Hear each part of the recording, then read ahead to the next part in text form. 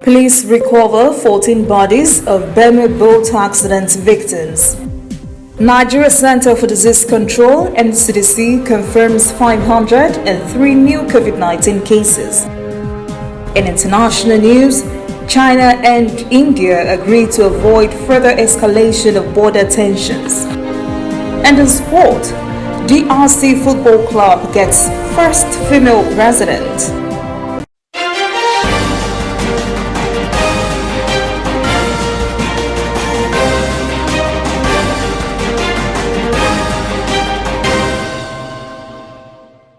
This is ANN News.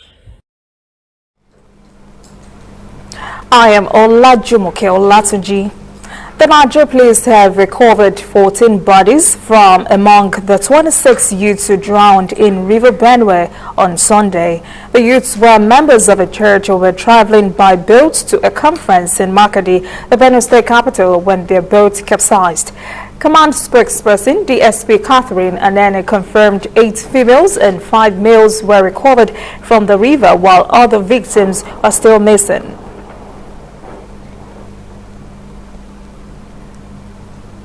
Nigeria's COVID-19 total infection rate has now risen to 29,879 as the NCDC records 503 new cases on Tuesday.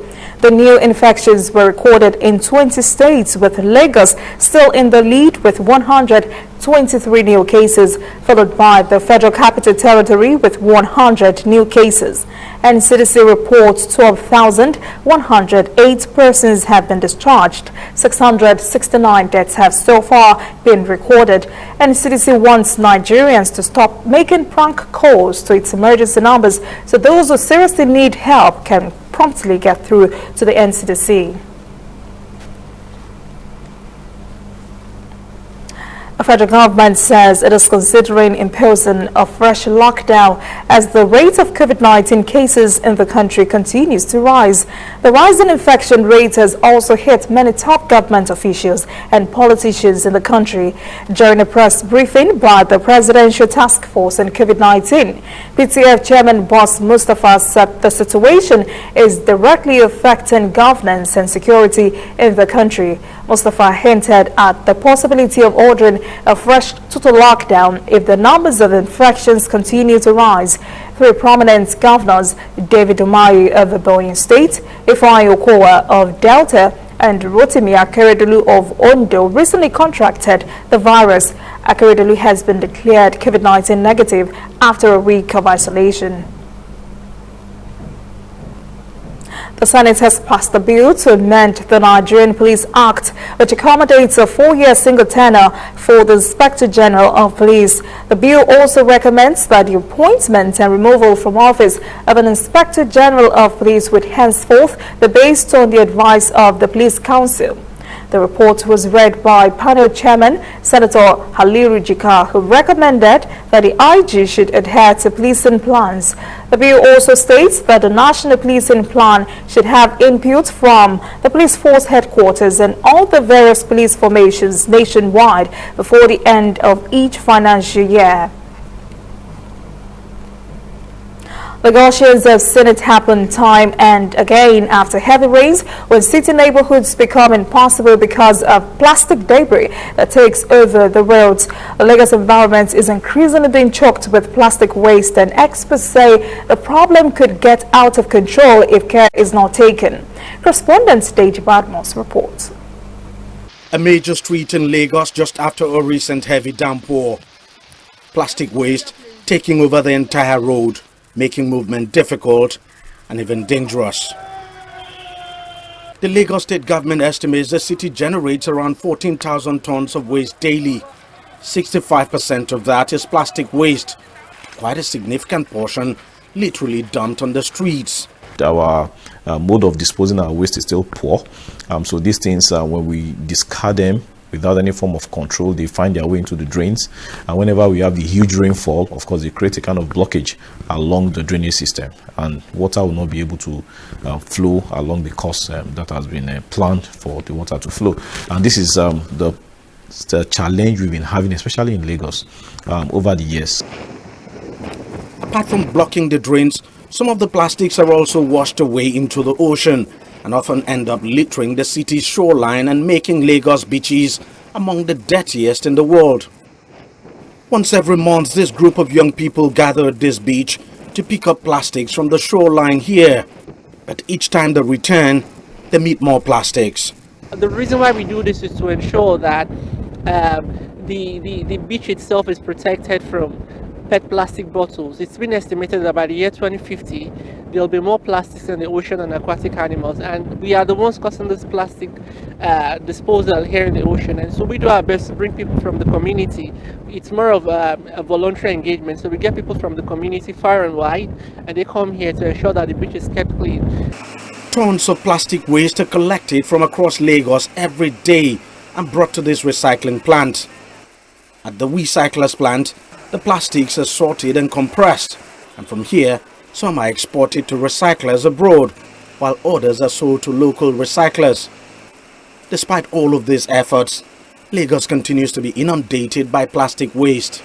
Every company out there, their product is in plastic, and there is no regulation, no enforcement on any regulation, that challenges these companies, to collect, this waste, so that we avoid the level of waste we see, on the street. The Lagos State government is working on a plastic waste management policy. That's a good one. Once it gets to the State House of Assembly and at the end is passed into law here in Lagos State, it will bring stakeholders to the table. It will ensure that the issue of management of waste, especially plastic waste, is not left to the government alone.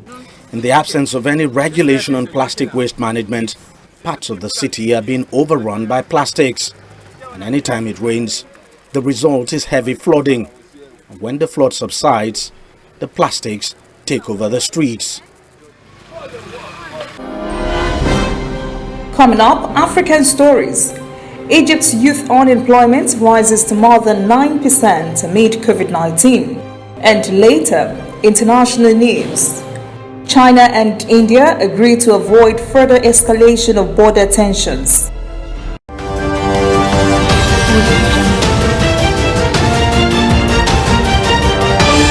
You are watching ANN. See you tomorrow, Papa. I am happy and I know I'm free. Now time for meeting. Any landlord when no show go pay fine. Make I go call her. House number 1. Present. Papa, they don't start meeting you. House number 5. And they're angry that you are not here. Just put me on the window there so that I can see them and I can hear them. He's not around, so his house is sanctioned. Present. I carry data for head, I carry them for back. Correct data when they pay me. Say I know they know me, say I know they see your landlord. Talk to me face to face. Explore without limits. Turn it up on MTN, the reliable data network. Driver, fire ahead.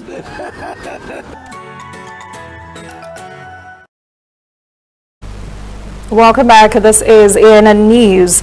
The COVID-19 pandemic has increased youth unemployment in Egypt beyond 9%. The government says the rise is a result of precautionary measures to curb the further spread of coronavirus pandemic. And correspondent Yuzair Hakim reports. Youth unemployment rate in Egypt has increased from 7% to 9.2% since the outbreak of the coronavirus. That accounts for 2.6 million jobless people out of 28 million in the labor force. The most affected sectors are the tourism, aviation, restaurant business and entertainment services. The government has been working hard to minimize job losses due to COVID-19. The government has distributed monthly salaries to the 2 million jobless youth because their well-being is a priority. It's also provided huge incentives and financial aid to companies and factories to avoid bankruptcy, but on one condition: the companies that receive aid mustn't fire any of their employees. This has protected workers from losing their jobs. During the 4-month lockdown, Egyptian President Abdel Fattah al-Sisi gave an exception to huge infrastructure projects and allowed real estate companies to resume work. The aim is to ensure that all labor-intensive sectors would keep workers in employment. In late June, the government lifted all curfew restrictions and reopened the economy in spite of the rising cases of coronavirus. The state had taken on a big burden in the 4 months of lockdown, and it was impossible to keep the situation as it was. Foreign reserves have been decreasing and the growth rate has dropped by 4%. So they had to reopen the economy and return life to normal to be able to sustain itself. Some people who are affected by the novel coronavirus say they have had to change their daily habits. Because there's no production, I lost the monthly bonuses and 20% of my salary. I have had to reduce expenditure and only buy the necessities for home, unlike before. I was released from work after COVID-19 hit the country. I'm surviving with the financial aid I take from the government. I'm glad they have reopened the economy. It gives us hope that we can find a job again. Another issue the government has to contend with is to provide jobs for nearly 600,000 youth who enter the labor market every year. Experts say if the coronavirus continues till the end of the year, the unemployment rate would reach 12% from the current 9.2%. Algeria has buried the remains of 24 resistance fighters that were returned from Paris last week after more than a century and a half. The skulls were received in Algiers as the country marked the 58th anniversary of its independence from France. Algerian President Abdelmajid Tebboune said at a ranks and awards ceremony that the resistance fighters had faced the brutal French occupation between 1838 and 1865, during which the occupation forces decapitated them in reprisal before transferring their skulls overseas so they would not be a symbol of the resistance to the French occupation.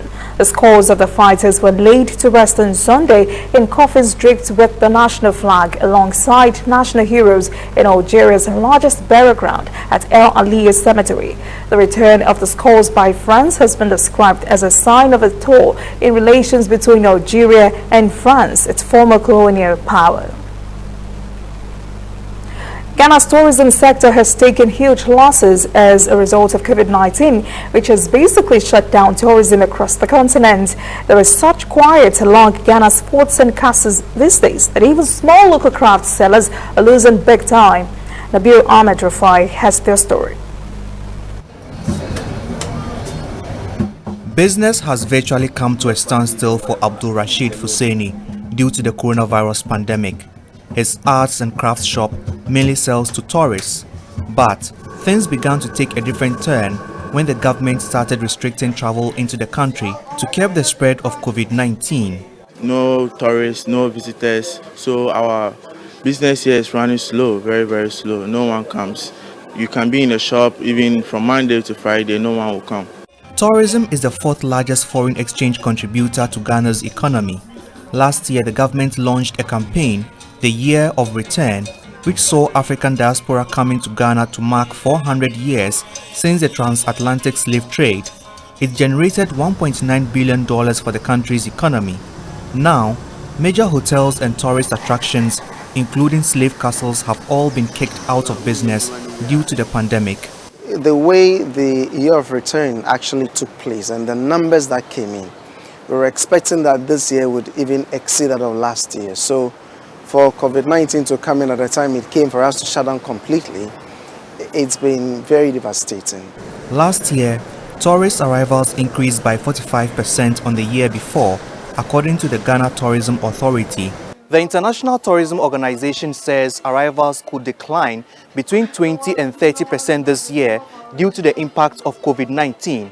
And while Ghana's airspace and land borders remain closed, shops at this art center in Accra are not likely to see an improvement in their sales. Ghana's tourism ministry is estimating a $171 million loss in revenue. The government says it will support businesses affected by the pandemic with a $9 million grant secured from the IMF. But Fuseni says the support from the government is only half of the solution. If airlines and tourists are allowed to come into Ghana once again like how it was, then I can say it will bounce back again. Business will still go up, and then the tourism sector will also boost up again. For now though, it is uncertain when the country's airports will open for international travel. Experts say it could take up to 3 years for Ghana's tourism industry to fully recover from the shocks caused by the coronavirus pandemic. By then, craftsmen like Abdul Rashid Fuseni could be out of business altogether. When we return, international news. China and India agreed to avoid further escalation of border tensions. And later, sports. DRC Football Club gets first female president.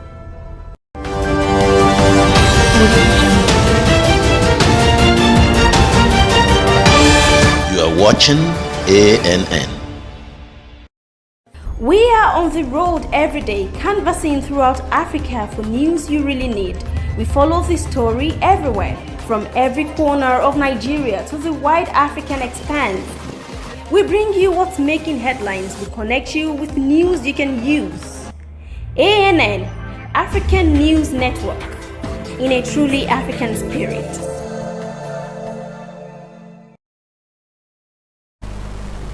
Welcome back. This is ANN News.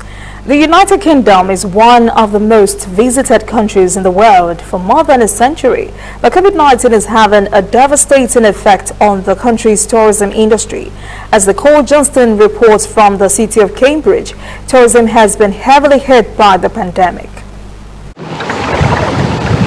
Gliding down the River Cam in Cambridge is one way to relieve the stress of lockdown. This is the skill of punting. It's popular with students, locals, and especially foreign tourists. But even this business is under threat, from social distancing restrictions to the government's 2-week quarantine for visitors into the UK. We're just simply not going to have tourists coming to the city in the numbers that we're used to, and that's going to be something that's going to be very challenging for us in terms of our cash flow and our revenue. We only have a short season anyway, June to September, and we've already lost June. Now the riverbank is lined with mothballed punts, and most of the staff are furloughed. One of the reasons more than 8 million people a year come to Cambridge is to do this, to go punting on the river past the famous Cambridge University. Now this company would normally have 150 boats on the water, but now it only has 50, and only for a few hours a day. On shore, the business is adapting. Everything is cleaned after it's used, but the long lines of customers have disappeared. And the streets, normally packed with students and tourists, are quiet. The college is closed, but the shops are cautiously reopening. Still, the tourism outlook is bleak. I wouldn't say we've got any international visitors at all at the moment. Clearly the 2-week quarantine is putting people off, shall we say, from coming to the country, and we have to see what happens after that. That means hotels like Anstey Hall are empty. Owner John De Bruyn says there's little he can do, but hang on until there's a vaccine. Tell me, in the time of COVID, how difficult will it be to try and make rooms like this sort of acceptable for guests? What are the challenges? Well, I think it would be impossible. You know, we look at all these drapes. I mean, after every guest, you have to do a complete strip down of everything and clean everything and sterilise everything. Anstey turned the family home into a hotel after his children grew up. It's quite frightening to have no income. And I mean, we had 64 weddings booked for this year. As for the government-imposed quarantine, I think it's locking the stable door after the horse has bolted. Back on the river, and this punting company has been guiding tourists for more than 100 years and survived both world wars. Now, It also has to pull through COVID-19. China and India have had diplomatic relations for 7 decades now, but the years have been dotted by occasional border disputes, and recently one of those border disputes claimed the lives of 20 Indian soldiers. Now the two countries have agreed to avoid further escalation of those tensions. China says it has reached a positive consensus with India to cool down tensions on the border. This follows a phone conversation on Sunday between Chinese Foreign Minister Wang Yi and India's National Security Advisor Ajit Doval. Beijing says the two sides have agreed that they should work together to ensure that any border disputes do not escalate into conflict. They've also reaffirmed commitment to deals already signed. China says communications will be strengthened and measures will be taken to build trust in border regions. The two senior officials have also agreed to complete the process of frontline troops disengagement as soon as possible. Cinema houses in the Netherlands are facing financial problems as a result of COVID-19. The Dutch can once again go to the movies, but strict COVID-19 safety measures are limiting the number of moviegoers that can occupy each hall, and that is bad economic news for the cinema's business. Stefan De Varies reports from Amsterdam. Before the corona crisis, this theatre was one of the busiest art houses in the Dutch capital. Today, just a few die-hard movie buffs come to see a film. It's the first time in over 3 months. My friend and I, we are huge film fans, so it was difficult. It's very different from before, but we have a membership card and want to see as many films as possible. The manager shows us the very strict rules visitors and staff have to respect since the reopening. When people enter, they first use the dispenser to clean their hands, and then they follow the stickers on the right distance, and it's marked that it's a one-way route. Our second dispenser is over here. So people enter the cinema from here, and then they see the film, and afterwards they leave the cinema through the emergency exit so that it's safe and they don't meet the other people for the next screening. After being closed for 3 months, the cinema is struggling to make ends meet. Per screening, only 30 people are allowed. So we got help from the government for the payment for the people who work here. And that's, I think, the second time we're going to get this. But to us, it's more how long are these measures going to take and how long do we have to do this for the 30 people in the cinema? Because if that would change our business. We still hope for things to change, that maybe the 1.5 meters will be different, and then, well, it's more back to normal. Yeah. Hopefully. Hopefully. Yeah. Life in Amsterdam is getting back to normal, and that also means going out again to the movies. And although the number of visitors is much lower than before, everybody hopes that the coronavirus pandemic will soon come to a happy end.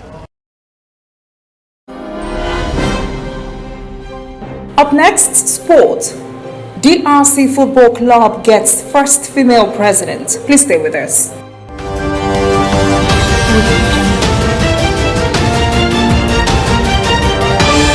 You are watching ANN.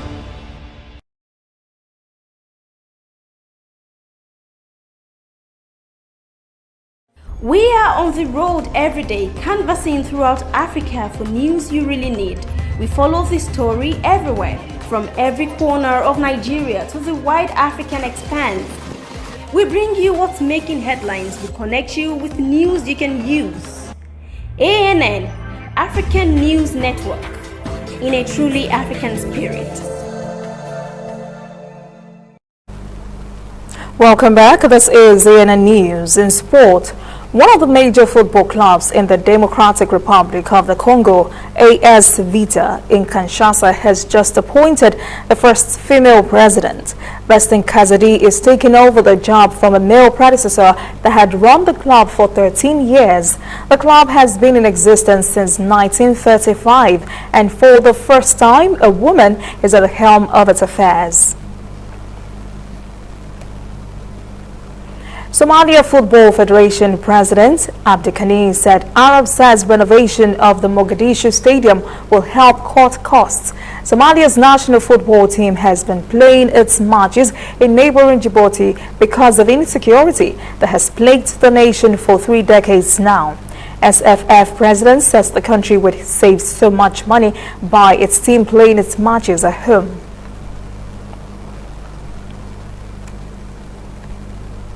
That's our ANN News this evening. Thank you for joining us. For details on these and other breaking stories, visit our website, annafrica.news. Conversation continues on our social media platforms, Twitter, Instagram, and Facebook at ANN Africa TV.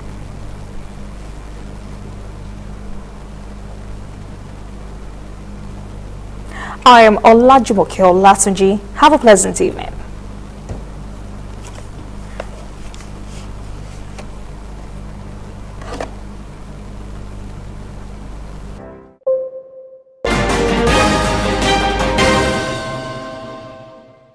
This is ANN News.